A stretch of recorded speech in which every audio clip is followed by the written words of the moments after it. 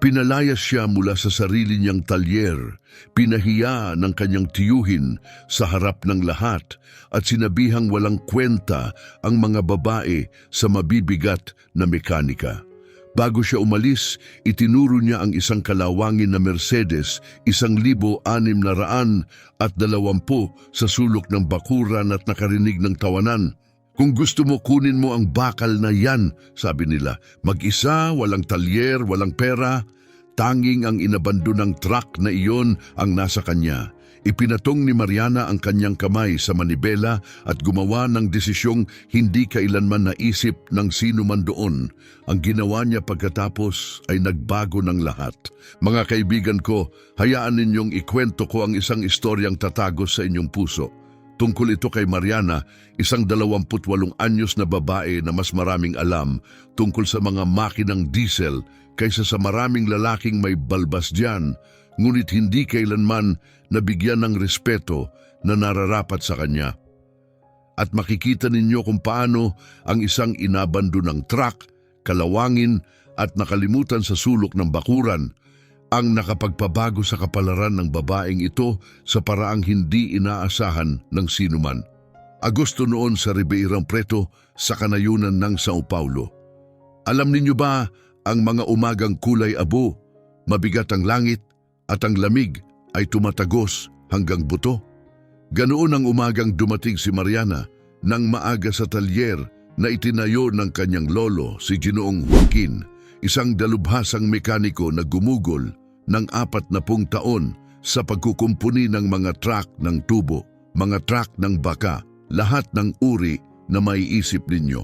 Ang talyer ay nasa kamay na ngayon ng kanyang tiyuhin na si Horacio, isang lalaking nasa maagang 50 na nagmana ng negosyo, ngunit ni kalahati ng tiyaga o karunungan ng matanda ay wala. Nandoon na si Mariana mula pa noong siya'y 17 taong gulang matapos mamatay ang kanyang ama sa isang aksidente sa kalsada habang siya'y nasa high school pa. Hinawakan siya ng kanyang lolo sa kamay at sinabing, "Halika rito, iho, ituturo ko sa iyo ang lahat ng alam ko." At totoong ginawa niya iyon. Tinuruan siya ng pagkakaiba ng makinang autocycle at ng direct injection na diesel. Ipinakita kung paano ayusin ang ignition timing ng naturally aspirated na makina at ipinaliwanag kung bakit mas maaasahan ng Bosch injection pump kaysa sa mga generic na gawang China. Natutunan ni Mariana ang lahat ng may matinding uhaw sa kaalaman na humanga maging ang mga veteranong empleyado. Ngunit nang mamatay ang kanyang lolo 3 taon na ang nakalipas, si tiyuhin Horacio ang pumalit at hindi kailanman naniwala si Horacio na may kakayahan ng mga babae para sa trabahong iyon. Noong umagang iyon ng Agosto, nasa ilalim si Mariana ng isang Scania 113 na kahiga sa hydraulic jack, pinapalitan ang crankshaft seal na tumutulo ng langis. Maitim sa grasa ang kanyang mga kamay, may mantsa ang kanyang maong at nakapusod ang kanyang buhok. Ang 3 empleyado, sina Antonio, Zé Carlos at Felipe, ay tahimik na nagtatrabaho sa kani-kanilang sulok nang pumasok si Horacio sa garahe na may seryosong mukha at mabibigat na hakbang. "Mariana, lumabas ka riyan sa ilalim ng truck." Ngayon din. Dumulas siya palabas, pinunasan ng mga kamay sa maruming basahan at tumingin sa kanyang tiyuhin ng may pagkalito. "Ano po iyon, tiyuhin? May problema ba sa trabaho? Kailangan ko lang higpitan ng mga bolt at..." "Umalis ka na. Ngayon din." Bumagsak ang katahimikan sa garahe na parang palakol. Tumigil si Antonio sa pagliha. Pinatay ni si Carlos ang drill. Natigilan si Felipe na hawak pa ang panghigpit ng gulong sa ere. Napakurap si Mariana, iniisip na baka mali ang kanyang narinig. "Ano po ang ibig ninyong sabihin? Narinig mo ako. Pagod na akong magkunwaring may silbi ka rito. Nandito ka lang dahil naawa ang matanda sa'yo nang mamatay ang ama mo. Pero hindi ako ang matanda. Hindi para sa mga babae ang mabibigat na makinang diesel. Wala kang lakas at hindi ka nag-iisip sa tamang paraan. Nasa ilalim ka lang diyan na parang naglalaro. Pero kapag seryoso na ang trabaho, ako o ang mga lalaki ang nag-aayos. Naramdaman ni Mariana ang pag-init ng kanyang mukha, hindi dahil sa hiya, kundi sa galit na umaakyat mula sa kanyang sikmura at sumisikip sa kanyang dibdib. Bubukas sana siya ng bibig upang sumagot, ngunit itinaas ni Horacio ang kanyang kamay. Ayoko ng argumento. Kunin mo ang mga gamit mo at umalis ka bago magtanghali.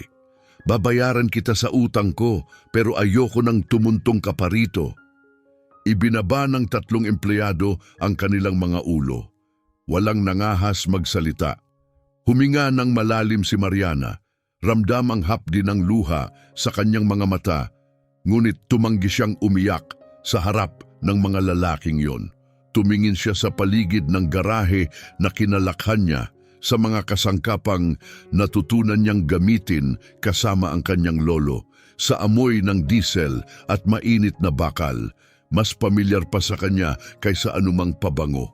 Doon niya ito nakita, sa sulok ng bakuran, halos natatakpan ng lumang gulong at mga drum ng langis. Naroon ang asul na Mercedes-Benz, 1,620 o kung anuman ang natira rito. Nandoon na ang truck mula pa noong 10 o 12 taong gulang si Mariana. Naalala niyang sinabi ng kanyang lolo na balang araw ay ibabalik niya ito sa dati dahil isa itong marangal na makina, isang OM 3666 na silindro na hindi na ginagawa gaya noon. Ngunit lumipas ang panahon, tumanda ang kanyang lolo at ang 1,620 ay naging bahagi na lamang ng tanawin, isang monumento ng kalawang at pag-abandona. Nakabaon na sa lupa ang mga gulong sa likod, bulok na ang kahoy na kaha, ang asul na pintura ay kumupas na parang multo, at ang mga damo ay tumubo sa paligid ng chassis na tila nais itong lunukin ng kalikasan. Itinuro iyon ni Mariana. Iyon ang gusto ko bilang bahagi ng aking kabayaran. Sinundan ni Horacio ang kanyang daliri, nakita ang 1,620 at humalakhak ng malakas. Yan iyang kariton, hindi na ngayon maibebenta bilang bakal. Mahigit 10 taon na iyang nakatambak diyan, 12 marahil. Sira na ang makina, pati manibela ay may kalawang. Hindi lang itinapon ng tatay ko dahil wala siyang lakas ng loob, pero wala na iyang silbi. Kung ganon, wala namang mawawala sa inyo kung ibibigay ninyo sa akin, hindi ba? Nagkibit balikat si Horacio, patuloy ang pagtawa. Kunin mo ang basurang yan. Kapag napaandar mo yan, magpapalitson ako para sa buong talyer. Antonio, tulungan mo siyang ilabas yan. Gusto ko nang malinis ang bakurang ito. Si Antonio, mga 40 anyos, may malalaki at magaspang na kamay na hinubog ng metal, ay tumingin kay Mariana ng may awa. Nakita niya itong lumaki roon. Alam niyang magaling ito. Alam niyang hindi makatarungan ang ginagawa ni Horacio. Ngunit may pamilya siyang binubuhay, hindi siya maaaring makialam.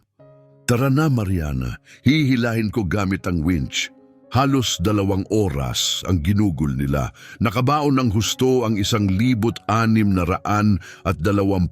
kaya kinailangan nilang hukayin ang paligid ng mga gulong, maglagay ng mga tabla sa ilalim ng mga ito at gamitin ang winch ng talyer upang hilahin palabas sa kalsada ang truck. Nagrenta si Mariana ng bakanting lote sa labas ng bayan, malapit sa Anhangera Highway, sa halagang 300 reais kada buwan. Isa lamang itong lupang may damo at alikabok, ngunit may gate at maaaring isara. Nang maipwesto na ni Antonio ang Mercedes sa gitna ng bakanting lote at tanggalin ang mga kable, naiwan si Mariana na mag-isa. Kumaway si Antonio ng malungkot at umalis sakay ng pickup ng talyer.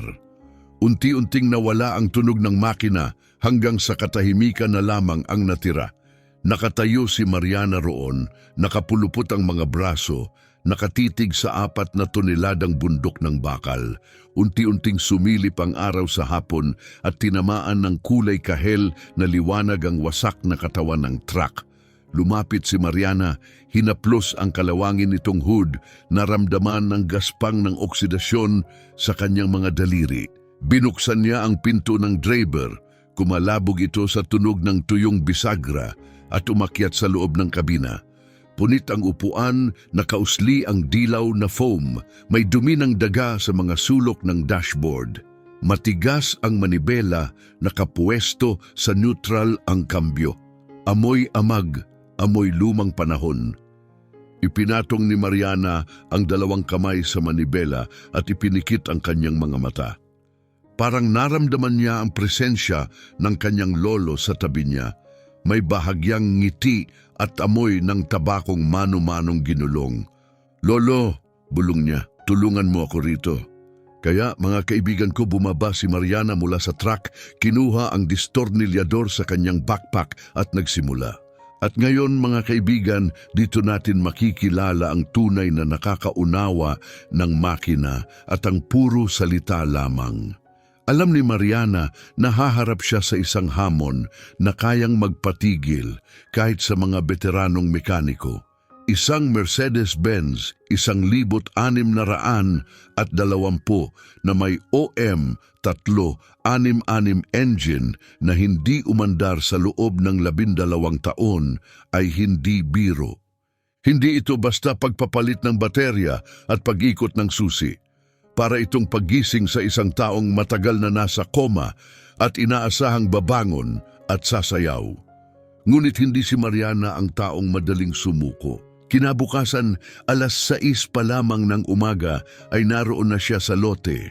Bahagyang sumisikat pa lamang ang araw at may hamog sa hood ng truck. Dala niya ang lumang toolbox na ibinigay ng kanyang lolo, mga kombinasyong susi, socket, place at mga distornilyador na bakas ang mahabang paggamit. Hindi man ito marami, iyon ang mayroon siya. Naglatag siya ng trapal sa lupa upang hindi direktang sa alikabok magtrabaho at nagsimula sa pinakapayak. Sinuri ang tunay na kalagayan ng makinang iyon. Binuksan ni Mariana ang hood na umungol sa bigat nito, halos 40 kilo ng kalawangin na bakal. Kumalansing ito na parang lumang pinto habang itinataas. Sa ilalim, ang makina ay nakabaon sa makapal na patong ng alikabok, mistulang isang eskulturang semento kaysa isang tunay na makina. May mga sapot ng gagamba mula sa engine block hanggang radiator at ang mga pugad na iniwan na ng mga insektong matagal nang nawala ay pumuno sa mga puwang sa pagitan ng intake manifolds. Kumuha siya ng lumang paintbrush at dahan-dahang inalis ang alikabok, parang naghuhukay ng isang bihirang fossil. Unti-unting lumitaw ang makina, isang matibay na inline 6-cylinder na disenyo, cast iron na block, at isang heavy-duty na cylinder head na ang takip ng mga balbula ay halos hindi na nakakapit. Kalahati ng mga bolt ay nawawala na. Ito ay isang OM366 engine. Naturally aspirated, walang turbo. Umaasa lamang ito sa laki nito upang makapagbigay ng lakas. Kapag inalagaan ng maayos, kilala itong tumatagal ng halos magpakailanman. Ngunit matapos ang 12 taong hindi nagalaw, kahit ang pinakamatibay na makina ay maaaring masira. Sinimulan ni Mariana ang inspeksyon sa sistema ng pagpapadulas. Humiga siya sa lupa at inabot ang oil drain plug sa oil pan. Matapos maglagay ng plastik na lalagyan sa ilalim, sinubukan niyang luwagan ang bolt. Ngunit mahigpit itong kinapitan ng kalawang. Kinailangan niyang gumamit ng mahabang pipe wrench para magkaroon ng leverage at matapos ang matinding puwersa ay saka lamang ito gumalaw. Ngunit hindi langis ang lumabas. Isang makapal at itim na latak ang umagos, malagkit na parang tunaw na alkitran. Isinawsaw niya ang daliri at kinuskos ito sa pagitan ng mga daliri. Magaspang, parang may buhangin, ganap nang nasira ang langis. Ang mga additives ay naging putik at ang natira ay parang malagkit na aspalto. Lintik, bulong niya, parang sabon na ng mekaniko ito. Hinayaan niyang maubos ang laman ng crankcase ng isang buong oras. Halos 15 litro ng malapastang likido ang lumabas. Nang tumigil na sa pagtulo, tinanggal niya ang oil filter na nakakabit sa makina. Namaga at deformed na ito, nasira dahil sa mahabang pagkabulok ng kemikal. At hindi pa roon nagtatapos ang problema. Sira na ang mga thread sa engine block. May taong masyadong humigpit sa filter noon ng walang tamang torque wrench at ngayon ay pudpod na ang mga thread. Walang shortcut, kailangan niyang i-rethread ang buong butas. Kinuha niya ang M20 beses, 1.5 tap, nilagyan ng cutting oil at maingat na nagsimulang gumawa ng bagong thread. Kalahating ikot pasulong, isang kapat pabalik. Dahan-dahan, matiyaga. Inabot siya ng 40 minuto, ngunit kalaunan ay naging malinis at matibay ang bagong thread. Pinunasan niya ang mga talsik ng metal at hinipan ang natitirang maliliit na piraso upang masigurong malinis ang makina. Sumunod, hinarap niya ang cooling system. Binuksan niya ang radiator cap at sumilip sa loob. Tuyong-tuyo. Matagal nang sumingaw ang lahat ng tubig. Sa ilalim ay may malalatian na berdeng likido. Halo ng kalawang, sirang coolant at dumi. Maasim ang amoy, halos bulok. Hinawakan niya ito, malapot, malagkit at mabaho. Tinanggal niya ang upper radiator hose na nag-uugnay sa cylinder head at radiator. Bitak-bitak at matigas na ito. Nang hilahin niya, nadurog ito sa kanyang mga kamay parang sinaunang goma. Sa loob, may makapal na deposito ng puti at berdeng mineral, calcium na naiwan habang unti-unting nawala ang tubig sa paglipas ng mga taon. Ngunit mas malala ang radiator mismo. Tinanggal niya ang mga clamp at sinubukang alisin ito, ngunit ang mga bolt ay solidong kinapitan ng kalawang. Binabad niya ang mga ito sa penetrating oil at naghintay ng kalahating oras bago tuluyang lumuwag. Nang maalis niya ang radiator at sumilip sa loob, nakita niyang barado ang mga copper core. Ang matigas na tubig sa lugar, mayaman sa calcium at magnesium, ay nag-iwan ng makakapal na deposito. Sa ilang bahagi ay may mga pormasyong parang stalactite, gaya ng nasa loob ng kuweba. Wala siyang pera para bumili ng bagong radiator, kaya kailangan niya itong ibalik sa dati. Dinala niya ito sa isang car wash at nagbayad ng 10 reais para magamit ang high-pressure hose. Pagkatapos, 2 hapon niyang ibinabad ang mga core sa halo ng diluted muriatic acid, 1 bahagi ng asido, 5 bahagi ng tubig. Ibababad ng 20 minuto, huhugasan ng malakas na tubig at uulitin ng paulit-ulit.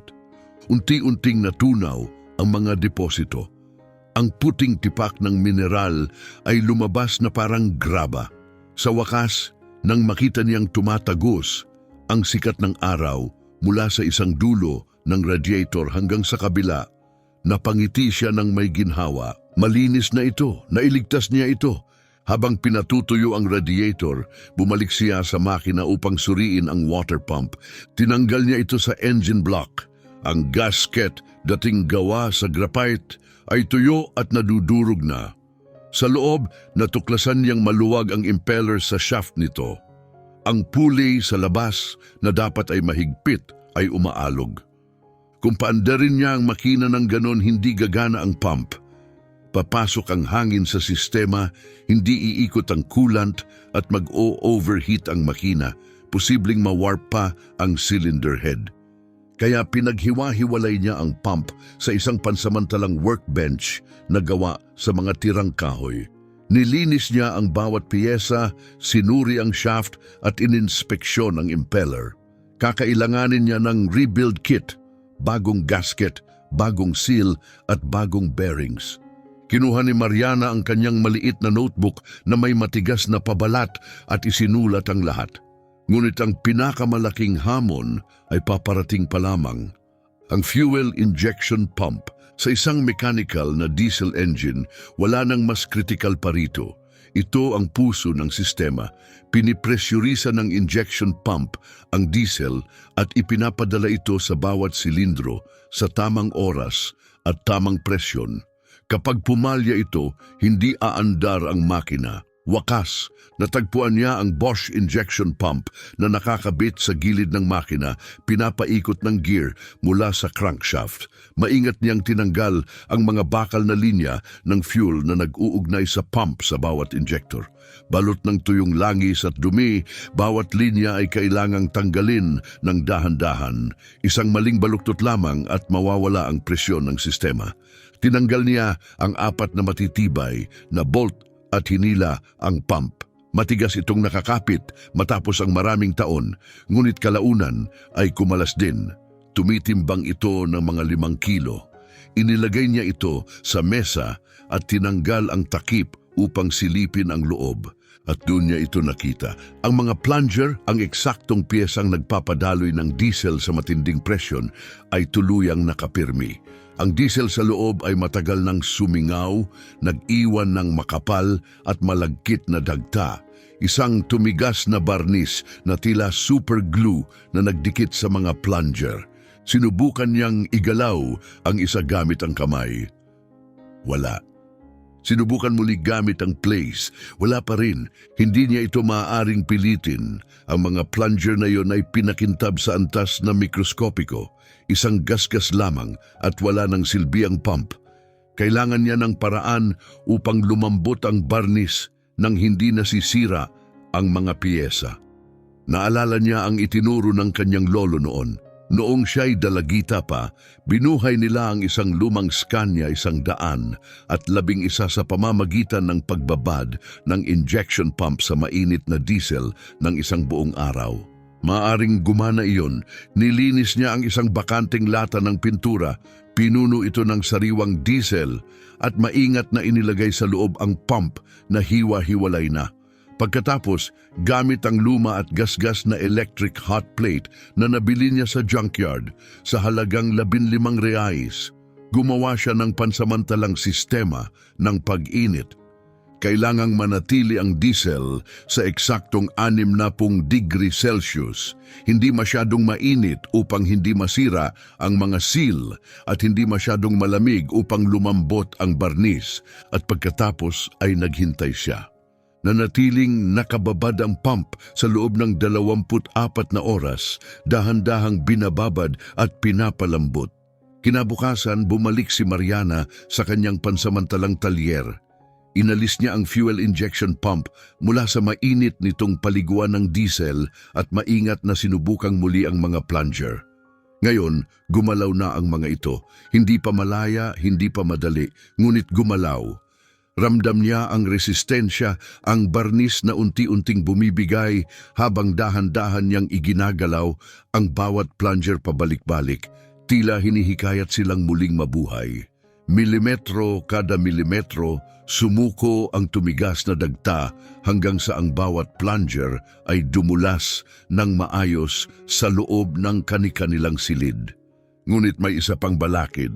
Ang mga spring na dapat magbalik sa mga plunger matapos ang bawat injection ng krudo ay nasira na. Nilaspag na ng panahon, may mahihina, may kalawangin at ang ilan ay naputol pa. Kung walang malalakas na spring, hindi maihahatid ng tama ng pump ang krudo. Magmi-misfire ito, mag-aatubili o tuluyang hihinto. Kailangan ni Mariana ng kumpletong rebuild kit, bagong mga spring, seal, o-ring, lahat. Tumawag siya sa 3 supplier sa São Paulo. Karamihan ay wala ng piyesa para sa makinang ganoon katanda. Sa wakas, may isa na may kailangan niya, tunay na Bosch parts para sa OM366. Ang presyo, 450 reais. Halos yun na ang lahat ng naipon niyang pera, ngunit wala siyang ibang pagpipilian. Habang hinihintay ang pagdating ng kit, ibinaling ni Mariana ang atensyon sa iba pang bahagi ng truck. Inayos niya muli ang buong electrical system. Marupok na ang mga lumang kawad, natutuklap ang insulasyon at kinain ng kalawang ang mga konektor. Pinalitan niya ang mga corroded na terminal ng baterya na naging berde na sa oksidasyon. Tuluyang nakapirmi ang starter motor, kaya binuksan niya ito. Nilinis ang carbon brush, nilagyan ng langis ang mga bearing at sinubukan sa mesa. Umiikot na itong muli. Sumunod ang alternator. Durog na ang mga brush nito. Hindi na ito maayos, kaya bumili siya ng refurbished na kapalit sa halagang 80 reais. Pagkaraan ng 5 araw, dumating din ang mga bagong piyesa. Sa matatag na mga kamay, muling binuo ni Mariana ang injection pump. Bawat spring, bawat seal, bawat maliit na O-ring ay inilagay ng may eksaktong pagkakaayos. Nang matapos siya, sinubukan niyang muli ang galaw ng mga plunger, maayos, matalas ang balik at agad ang pag-recoil. Perpekto, musika sa tainga ng tunay na mekaniko. Ikinabit niya muli ang pump sa makina, hinigpitan sa 25 Newton meters gamit ang torque wrench ayon sa manual. Sumunod ang maselang pagkabit ng mga high-pressure fuel line. Isang wrench ang humahawak sa fitting habang ang isa ang naghihigpit upang hindi mabaluktot ang manipis na bakal na tubo. Sunod ay ang injection timing, isang kritikal na hakbang. Gumamit siya ng dial gauge sa unang silindro upang itugma ang cam ng pump sa galaw ng piston. Kahit 2 degree na mali ay maaaring magdulot ng katok o pagkawala ng lakas. Matapos maitama ang timing, pinuno niya ng malinis na diesel ang tangke, ikinabit ang mga linya at tinanggal ang hangin sa sistema. Niluwagan niya ang bleed screw hanggang sa tuloy-tuloy na umagos ang krudo, walang bula. Sa diesel system, nakamamatay ang nakakulong na hangin. Hindi aandar o kung aandar man, agad ding mamamatay. Sa wakas, handa na ang makina, bagong langis, bagong filter. Malinis na radiator, puno ng tubig, fully charged ang baterya, naayos ang mga kable, nasuri ang lahat ng sistema. Umakyat si Mariana sa kabina ng 1,620. Pababa na ang araw sa abot-tanaw, pinupuno ang langit ng kulay kahel at lila. Inilagay niya ang kamay sa susian, huminga ng malalim at pinihit ito. Umungol ang starter, mabagal ang ikot, 1 beses, 2. Sa ikatlong subok, umubo ang makina, nagbuga ng maitim na usok at umandar ng may malalim na ugong.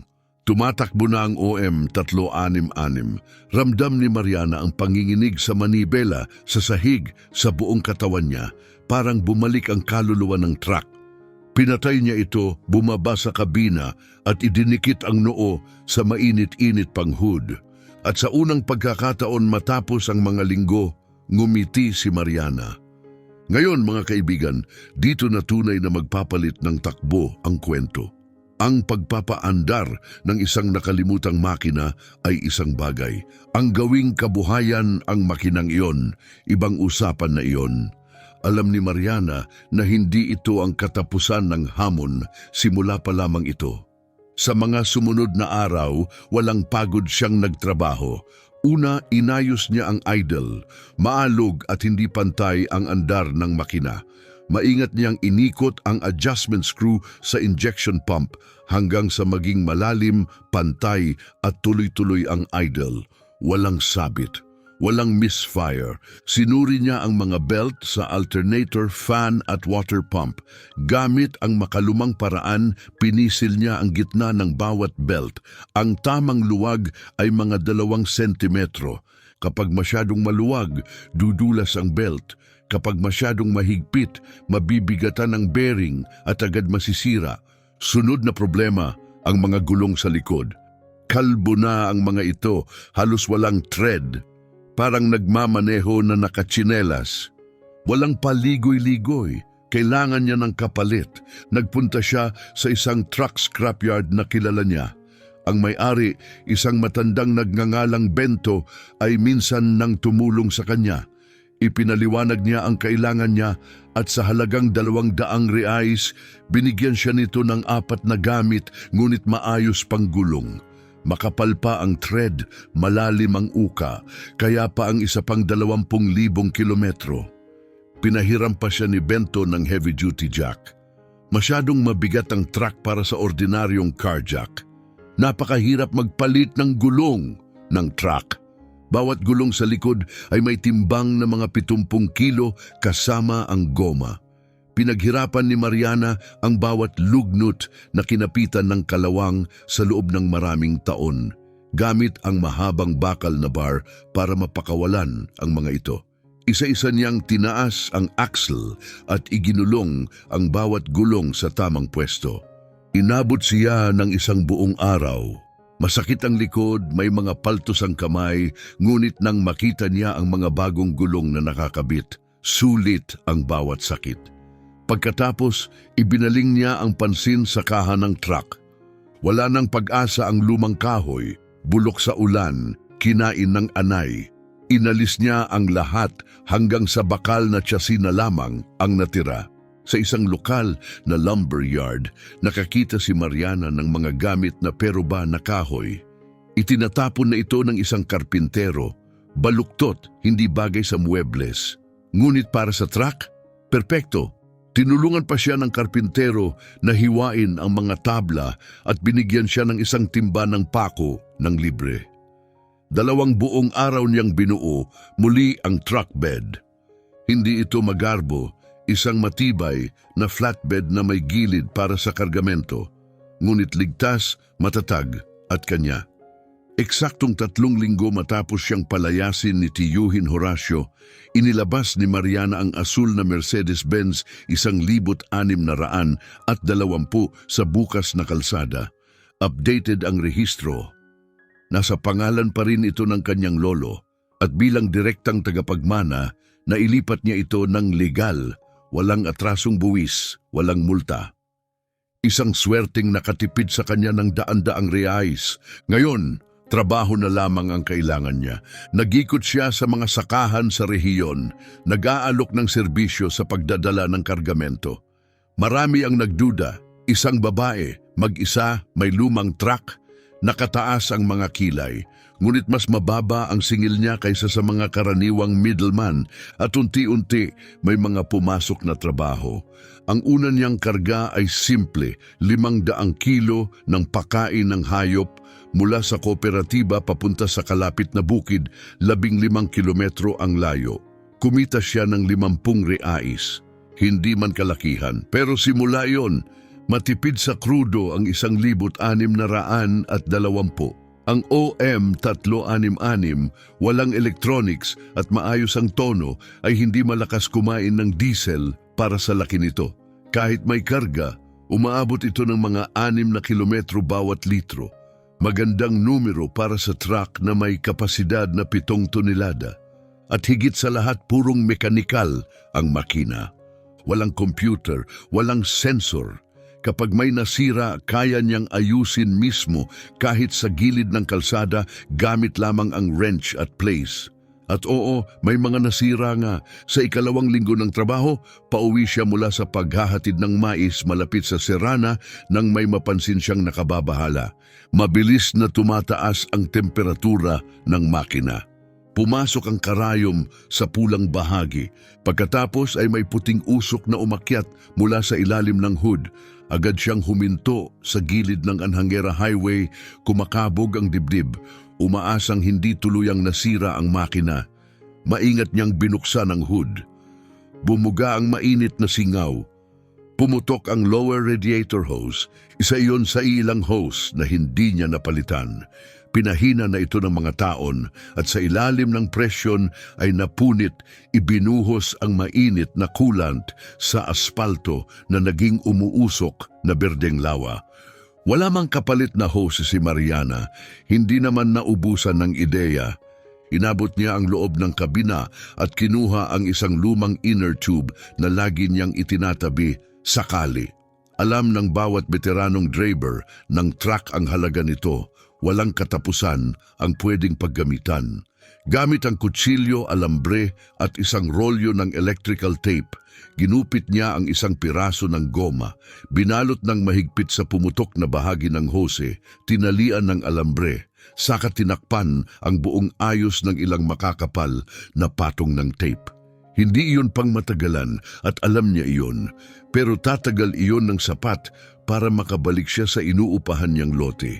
Hinintay niyang lumamig ang makina, saka nagbuhos ng tubig mula sa 5 litrong boteng plastic papunta sa radiator.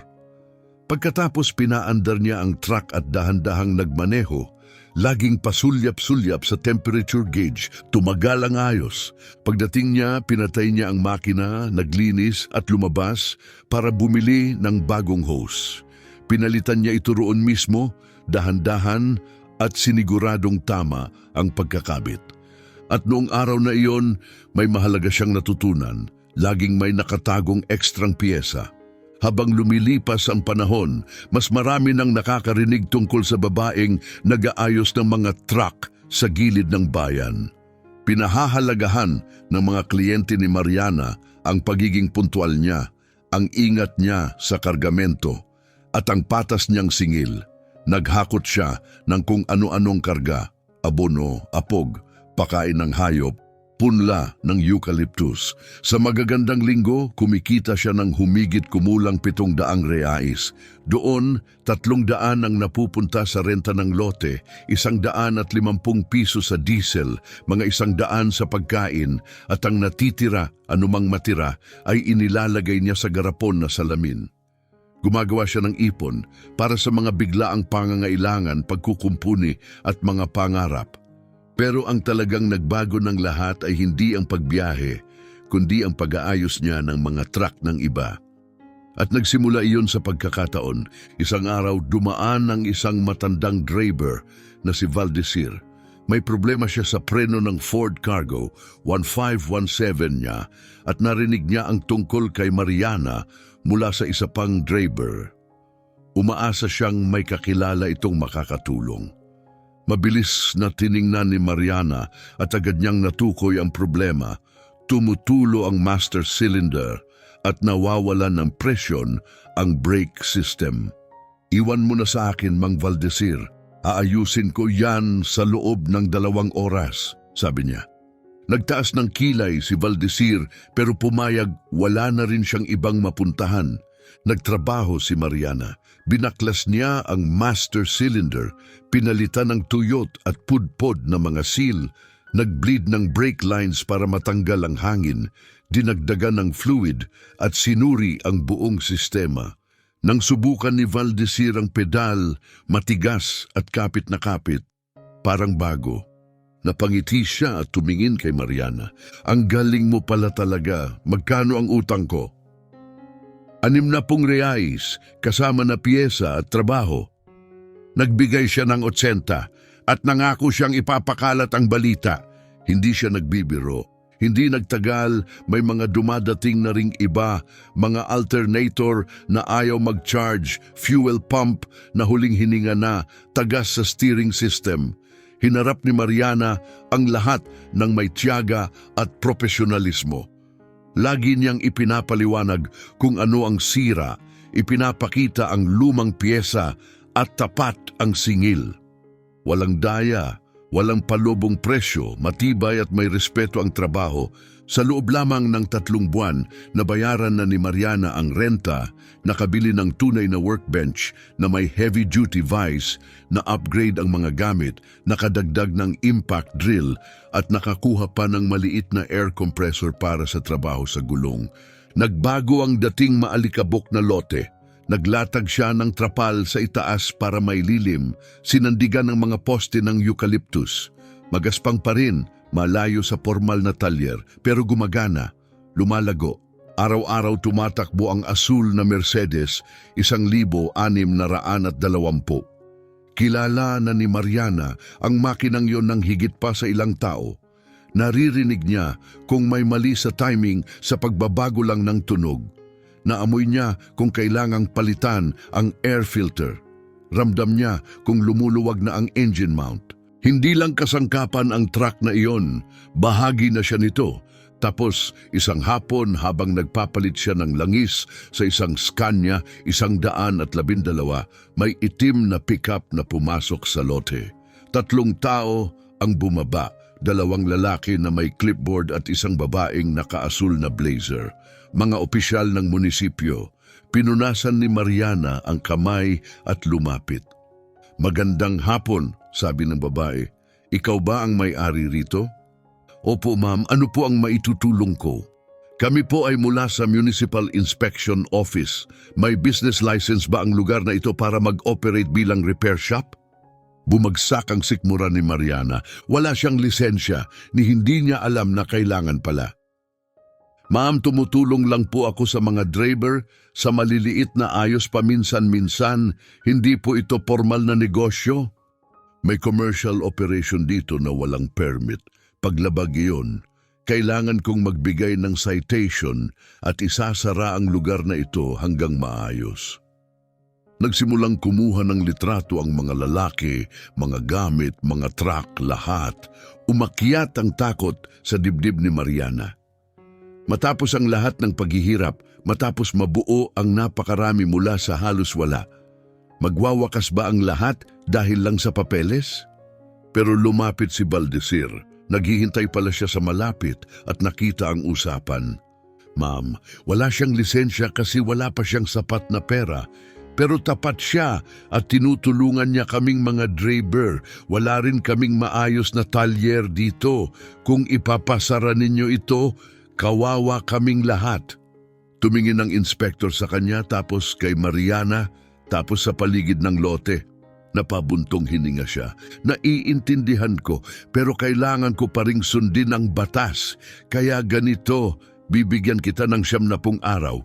Kung makakuha ka ng provisional permit sa loob ng panahong iyon, pwede kang magpatuloy. Pero kung hindi, babalik ako at sa susunod mapipilitan na akong ipasara. Tumango si Mariana, kumakabog ang puso. Salamat po, aayusin ko ito, ipinapangako ko.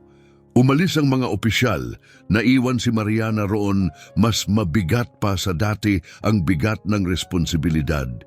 Hindi na lang ito tungkol sa kanya, may mga umaasa na sa kanya, may reputasyon na siyang binuo, may negosyo na siyang binuo, mapagpakumbaba, medyo magulo sa gilid-gilid, pero kanya.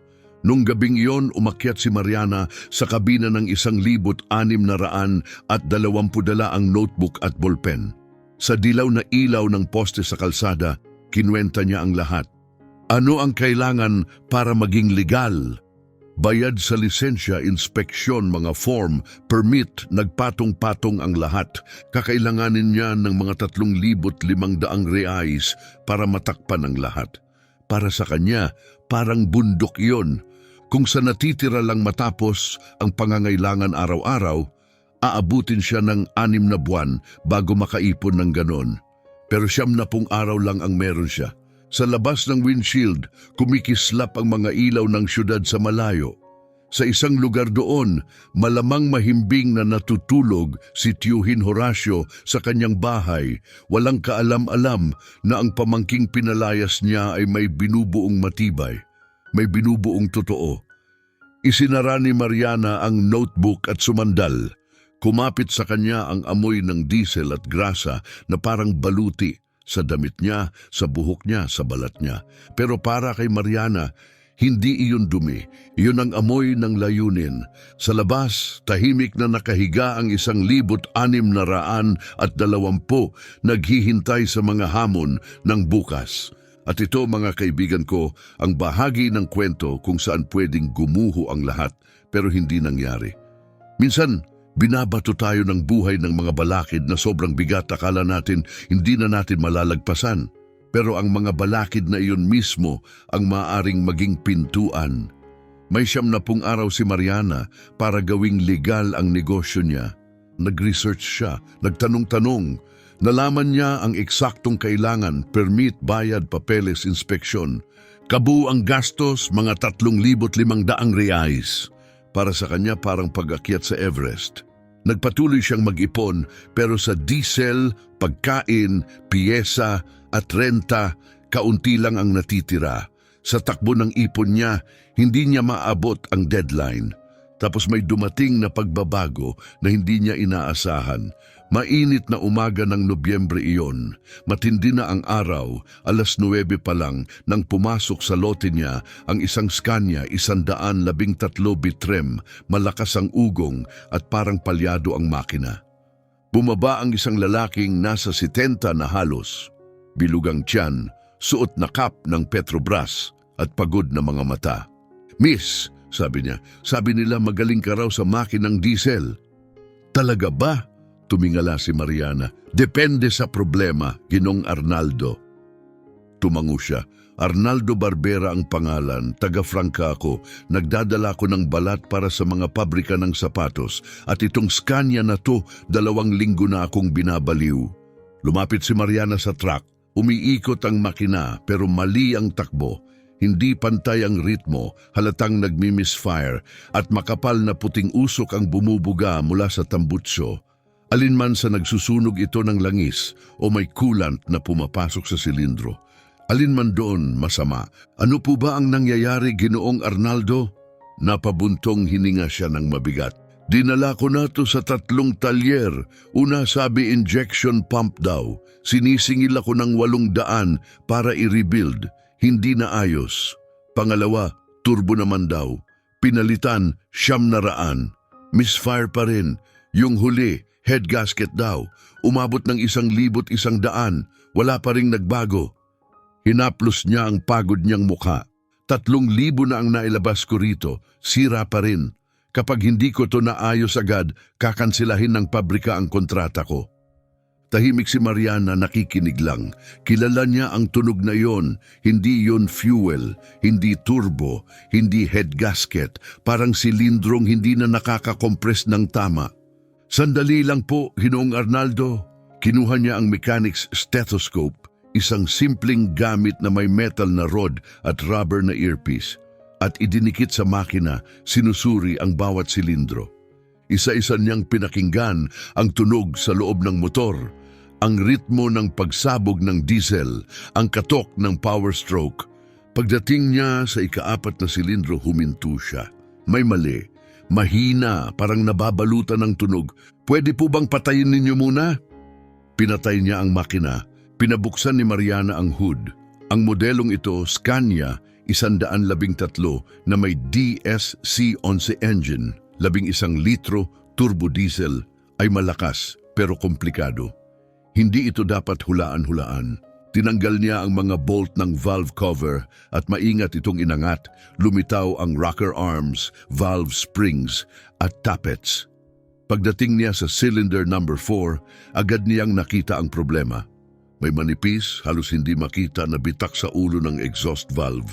Ang maliit na bitak na iyon ang nagpapalabas ng pressure tuwing combustion, sapat para sirain ang compression at magdulot ng misfire. Pinapayagan din nitong masunog ang langis kapag tumama sa init, kaya may puting usok.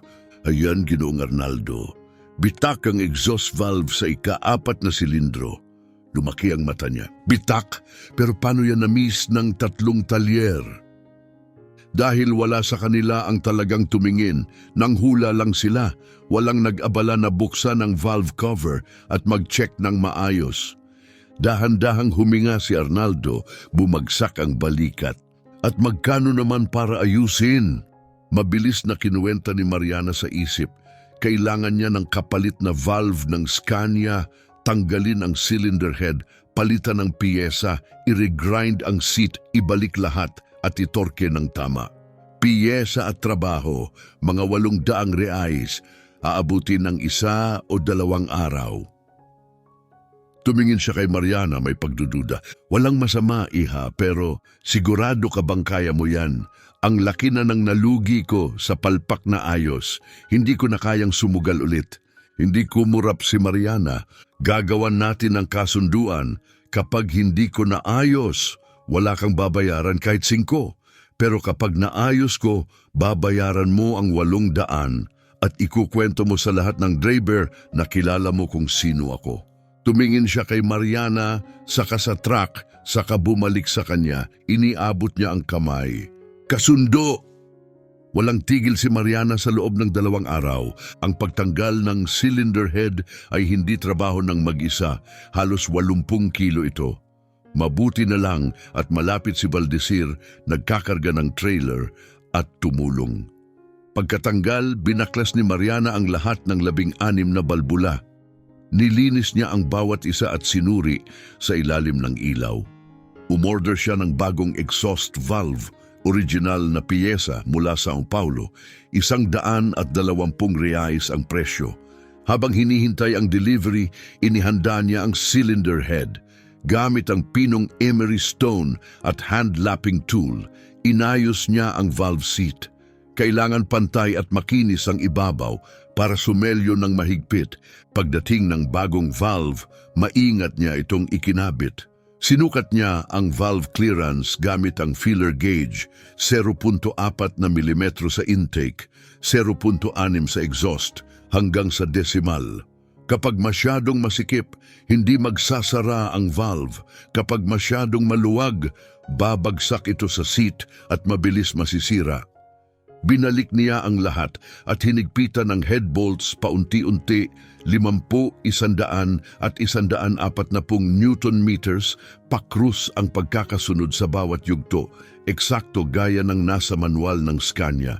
Fuel lines, wiring, coolant hoses, langis, filter, lahat ikinabit muli, lahat dinouble check. Pagkatapos pinihit niya ang susi, umungal ang Scania at umandar. Ngayon, kumanta ang makina, malinis, pantay, walang ubo, walang pag-aatubili, wala ng usok. Tanging malalim at tuloy-tuloy na ritmo ng 11 litro na diesel na nasa pinakamahusay nitong takbo. Nakikinig si Arnaldo, nakapulupot ang mga braso at dahan-dahang lumapad ang ngiti sa kanyang mukha. Grabe, ang ganda, perpekto. Ngumiti si Mariana, binigyan ng rev ang makina, sinuri ang RPM. Walang palya. Pinatay niya ito, pinunasan ng kamay at humarap sa kanya. Tapos na, binuksan ni Arnaldo ang pitaka at iniabot ang 800 reais sa mga tig-50. Hindi pa kailanman nakahawak si Mariana ng ganoong kalaking pera ng sabay. Pagkatapos kumuha siya ng isa pang 200 at ipinasok sa palad niya.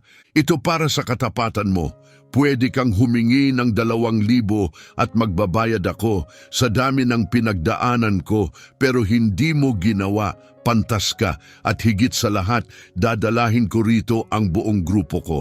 At ginawa nga niya. Sa loob lang ng 1 linggo, 4 na driver ang dumating sa lote ni Mariana, lahat nirekomenda ni Arnaldo. Ang isa may electrical short, ang isa dumudulas ang clutch, ang isa pa may problema sa suspension, at ang huli may tagas ang differential. Tinulungan sila ni Mariana. Mahaba ang oras ng trabaho niya, patas ang singil at malinaw niyang ipinaliwanag ang bawat ayos. Lumaki ang reputasyon niya, hindi lang bilang mekaniko, kundi bilang taong mapagkakatiwalaan. Pagtapos ng buwan, nang bilangin niya ang ipon, lampas 3,800 reais na si Mariana. Sapat para tuluyang gawing legal ang negosyo. Pumasok siya sa City Hall, nagsumite ng mga form, nagbayad ng mga bayarin at hinawakan ang resibo na parang ginto. Sinabi ng clerk na sa loob ng 30 araw, magkakaroon na siya ng provisional license. Kung walang reklamo matapos ang 6 na buwan, magiging permanente na ito. Paglabas niya, hawak ang mga papeles, naramdaman ni Mariana ang isang bagay na matagal na niyang hindi naramdaman. Pag-asa. Hindi na lang ito simpleng pag-survive, hindi na lang pagtiis. Totoo na ito. Nangyayari na pagbalik niya sa lote, may naghihintay. Isang pandak na lalaki na may abong bigote ang nakasandal sa isang lumang Volkswagen Voyage. Nang lumingon siya, agad siyang nakilala ni Mariana. Antonio! Nagbigay siya ng alanganing ngiti. Hi, Mariana. Anong sadya mo rito? Yumuko siya, kinakamot ang batok. Napunta ako rito para humingi ng tawad. Nung pinalayas ka ni Horacio na dapat nagsalita ako, dapat ipinagtanggol kita. Pero hindi ko ginawa, natakot akong mawalan ng trabaho. Napabuntong hininga si Mariana. Naiintindihan ko, Antonio, may pamilya ka. Kailangan mo ang trabaho, hindi kita sinisisi. Pero sabi niya, hindi pa rin tama at may isa pa, ang tiyuhin mo. Nag-iikot siya sa bayan, sinasabi niyang nagpapatakbo ka ng illegal na talyer. Sinasabi niyang hindi mo raw talaga alam ang ginagawa mo, sabi ni Antonio. Pero sa highway, walang tigil ang mga driver sa pagkukwento tungkol sa'yo. Pinupuri nila ang trabaho mo, nagsisimula na siyang makaramdam ng pressure. Bahagyang natawa si Mariana. Hayaan mo siyang mag-alala. Kalmado niyang sagot. Ginagawa ko ang trabaho at ginagawa ko ito ng tama at ngayon legal na rin. Kung gusto niyang magpakalat ng tsismis, bahala siya. Ngumiti si Antonio at inabot ang kamay niya. Matatag ka, Mariana, mas matatag kaysa sa karamihan ng nakilala ko. Sana lalo pang gumanda ang lahat para sa'yo. Pagkatapos ay umalis siya. Sandaling tumayo si Mariana mag-isa, nakatingin sa asul na Mercedes 1,620 na buong pagmamalaking nakaparada sa lote. Ang truck na ibinigay sa kanya ng tiyuhin niya bilang biro, bilang huling pangiinsulto. Ngayon, iyon ang kanyang watawat, ang kanyang patunay, ang truck na iyon ang sumisimbolo sa lahat ng itinayo niya laban sa lahat ng pagsubok. At iyon, mga kaibigan ko, ay simula pa lamang. At ngayon, mga kaibigan, narating na natin ang dulo ng paglalakbay na ito. Ngunit hindi ito malungkot na pagtatapos. Ito ang uri ng wakas na nagpapainit ng puso, na nagpapaalala na minsan, umaayon din ang lahat, basta't may lakas kang magpatuloy. 6 na buwan na ang lumipas mula nang buhayin ni Mariana ang Scania ni Ginoong Arnaldo. Ang lote sa gilid ng Ribeirang Preto ay nagbago. Hindi na lamang ito lupa at trapal. May tunay na istruktura na ito, bakal na balangkas, kalahating pader na ladrilyo, at bubong na yero na panangga sa ulan at araw. Sa harap, may karatulang ipininta ng isang lokal na artista. Mariana's Workshop, Diesel and Heavy Mechanics. Tapat na trabaho, pantas na presyo, may katulong na rin si Mariana. Si Alberto, 20 taong gulang. Huminto sa high school, may grasa sa kamay at talento sa dugo. Tinuruan niya ito gaya ng pagtuturo sa kanya ng kanyang lolo Joaquin. Dahan-dahan, hakbang-hakbang. Hindi lang kung ano ang gagawin kundi bakit. Dahil ang tunay na mekaniko ay hindi lang pag-uulit. Ito ay pag-unawa. Ang asul na 1,620 ay umaandar pa rin araw-araw. Si Mariana mismo ang nag-repaint nito. Walang mamahaling paint booth, kundi roller, lata ng automotive paint at determinasyon. Naging matingkad itong royal blue at sa pinto sa malalaking puting letra, isinulat niya ang pangalang. Isang parangal sa taong unang naniwala sa kanya. Dinadala ng truck ang lahat, pakain, apog, kahoy, abono.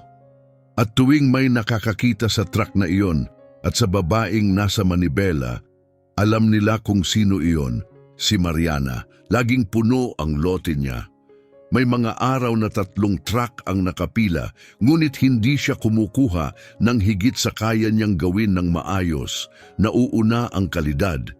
Mas pipiliin niyang kaunti, basta tama. Isang malinaw na hapon ng Mayo, habang nagpapalit si Mariana ng injector sa isang Mercedes 1,318, may napansin siyang pickup na pumasok. Ang pickup na iyon, mula sa talyer ng tiyuhin niya, sumikip ang sikmura niya. Hindi niya nakita si Horacio mula nang palayasin siya. Hindi niya alam ang aasahan. Si Antonio ang unang bumaba. Pagkatapos, dahan-dahang bumaba si Horacio mula sa kabina.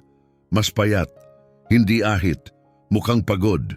Di binaba ni Mariana ang mga gamit at tumayo ng tuwid, walang takot, walang galit, kalmado lang. Tumingin si Horacio sa paligid, sa gusali, sa mga gamit, sa karatula, sa mga truck na nakapila. Matagal siyang tahimik. Pagkatapos ay tumingin sa kanya. Hi Mariana, hi tiyuhin. Katahimikan, lumayo si Antonio, nararamdamang ito ang sandali nila. Pumunta ako dahil... Huminto siya, naghahanap ng salita. Pumunta ako dahil mali ako, malaking mali. Hindi sumagot si Mariana, hinayaan niya itong magsalita. Akala ko, nandun ka lang sa talyer dahil namatay ang tatay mo. Akala ko naawa lang ang lolo mo sa'yo. Hindi ko inisip na kaya mo, pero mali ako. Magaling ka, Mariana. Mas magaling kaysa sa akin. At masyado akong mayabang para aminin iyon. Inalis niya ang sombrero, hinimas ang numinipis na buhok. Nahihirapan ang talyer, nawalan kami ng mga kliyente. Umalis si Ze Carlos, umalis si Felipe, si Antonio na lang ang natira at nag-iisip na rin siyang umalis. Ayaw na ng mga driver pumunta sa amin. Sabi nila mahal kami maningil at kulang ang ayos. Dito sila pumupunta sa iyo.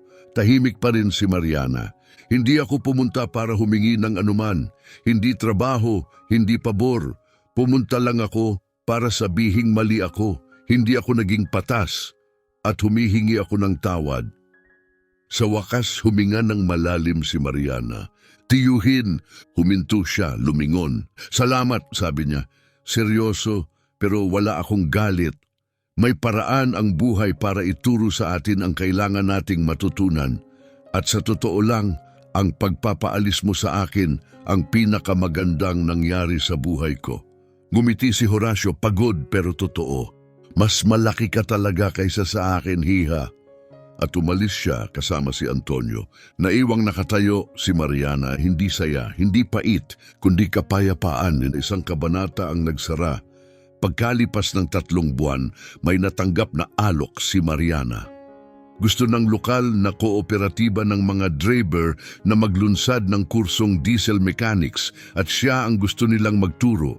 Sabado gaganapin ang klase kaya hindi maaapektuhan ang trabaho sa talyer. Agad siyang pumayag.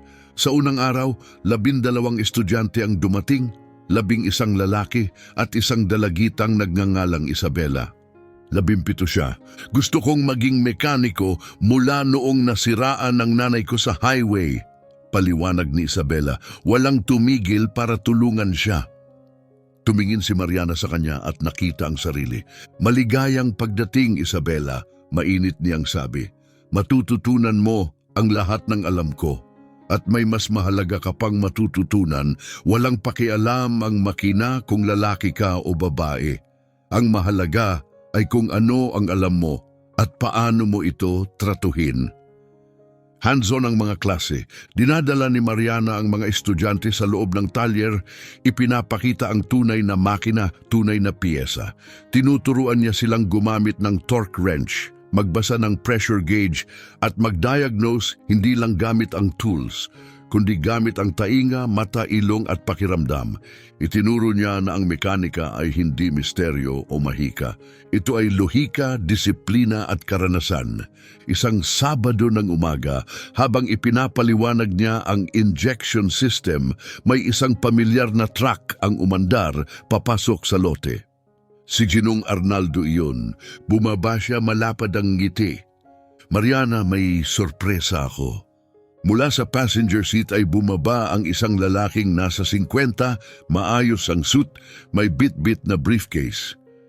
Mariana, sabi ni Arnaldo nang may pagmamalaki. Ito si Dr. Francisco, Regional Manager ng Scania. Nais ka raw niyang makausap, sabi ni Arnaldo habang umaatras ng kaunti. Inabot ng lalaking nakasuot ang kanyang kamay na may ngiti. Binibining Mariana, ikinararangal kitang makilala. Marami na akong narinig tungkol sa iyo. Ikinuwento ni Ginoong Arnaldo kung paano mo na-diagnose ang sira na hindi nakita ng 3 opisyal na service center. Narito ako para magbigay ng alok. Sandali siyang tumigil. Gusto mo bang maging isang certified Scania service provider? Lumaki ang mga mata ni Mariana. Nagpatuloy siya, nag-aalok kami ng kumpletong pagsasanay, diskwentong piyesa at access sa technical support. Mananatili kang independent pero dadalhin ng talyer mo ang quality seal ng Scania. Nawalan ng salita si Mariana. Isang Scania certified workshop? Ni hindi niya pinangarap iyon. Dr. Francisco, ang lugar ko po ay parang malaking kamalig lang. Maliit pa. Ngunit umiling siya. Hindi kami nagsicertify batay sa laki ng lugar, kundi sa kalidad. At base sa nakita at narinig ko, sagana ka roon. Huminga ng malalim si Mariana. Pagkatapos ay ngumiti. Tinatanggap ko. Pagkalipas ng 6 na buwan, opisyal na ito, lumaki ang talyer niya. Pinalawak ang gusali na dagdagan ng mas maayos na kagamitan at kumuha siya ng isa pang katulong. Si Isabela, ang matalino at mausisang estudyante mula sa klase tuwing Sabado, ay nagsimula ng tumulong tuwing weekend bilang bayad na intern. Ang asul na Mercedes 1,620 ay nasa kalsada pa rin, kasing maaasahan gaya ng dati. Mula nang mabuhay muli, nakatakbo na ito ng mahigit 50,000 kilometro at ang OM366 engine tumatakbo pa rin na parang orasan, maayos, matipid at halos hindi masira. Tuwing pinipihit ni Mariana ang susi at naririnig ang mahinhing ugong ng makina, naaalala niya ang araw na tumawa ang kanyang tiyuhin. Tinawag itong kalakal na walang silbi, isang tambak na kalawang. At ngayon, ang mismong truck na iyon ang nagbigay sa kanya hindi lang ng pangalawang pagkakataon, kundi ng karera, negosyo at kinabukasan. Pinatunayan nito na ang mahalaga ay hindi ang sinasabi ng iba tungkol sa iyo, kundi kung ano ang alam mo, kung ano ang ginagawa mo, at gaano ka kahandang ipaglaban ito. Isang tahimik na gabi, isinasara ni Mariana ang talyer. Lumubog na ang araw sa likod ng mga puno. Saglit siyang tumigil sa harap ng 1,620 at ipinatong ang kamay sa hood nito, mainit-init pa mula sa maghapong trabaho. Napako ang tingin niya sa pangalang nakapinta sa pinto sa puting letra, Joaquin. Mahina siyang bumulong, "Salamat, Lolo, sa pagtuturo sa akin, sa paniniwala mo sa akin, sa pag-iwan ng truck na ito na naghihintay lang ng tamang sandali." Umihip ang hangin sa mga puno sa itaas. At sa sandaling iyon, para bang narinig niya, kahit saglit lang, ang pamilyar na tunog, ang paos at maikling tawa ng kanyang lolo, iyong kalahating ngiting halakhak. At sa sandaling iyon, alam niya, ipinagmamalaki siya nito. At kaya mga kaibigan, ito ang kwento ni Mariana at ng asul na Mercedes, 1,620. Isang truck na walang may gusto, isang babaeng walang naniwala, at isang pangarap na itinayo mula sa wala. Hindi ito kwento ng swerte, ito ay kwento ng tatag, ng pagpapatunay sa mga nagduda, hindi sa salita, kundi sa gawa, sa kaalaman, sa tiyaga. Isang paalala na minsan, ang mga bagay na itinatapon ng iba ang siyang kailangan natin para magsimula muli. At higit sa lahat, hindi pa ito tapos dahil natututo si Isabela at balang araw magtuturo siya sa isa pang batang babae. At ang batang iyon ay magpapasa rin sa susunod. Tulad ng apoy na ipinapasa mula kamay sa kamay, ang kaalaman ay hindi nauupos, ito ay lumalaganap. Dahil ang kaalaman ang tanging pamana na hindi kailanman maaagaw ng sinuman.